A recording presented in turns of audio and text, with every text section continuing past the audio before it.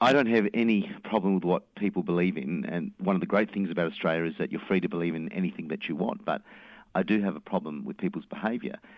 And I've had many victims of Scientology coming forward, making allegations about what occurred to them and to others whilst they were involved in the Church of Scientology, and I believe it's in the public interest that there be a fair and open and transparent Senate inquiry into what occurred.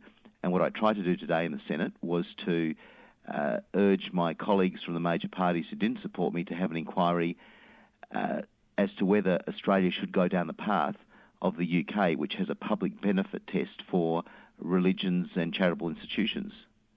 Now, targeting that whole notion of, should they have a tax-free status, was the concern of the government of the opposition that this could go beyond the Church of Scientology, that it could have wider implications?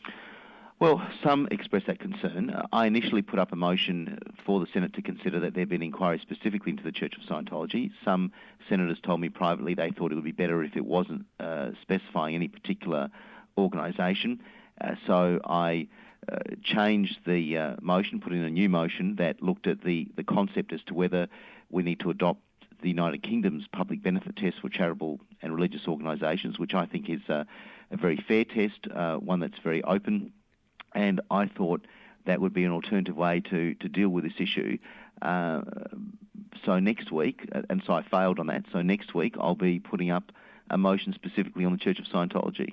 Some would argue that any claims of neglect, abuse, fraud and so on, that should be rightly investigated by police, not senators. And so it should be, but this goes to the very issue of here's an organisation that has a tax-free status as a result of a High Court decision in the early 1980s.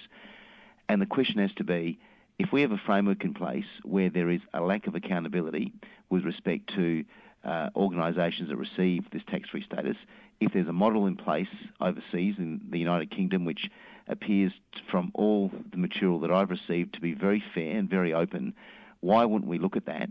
And why wouldn't we look at issues of whether our current laws don't adequately protect people who have a grievance or who have a concern about their experiences with this organisation?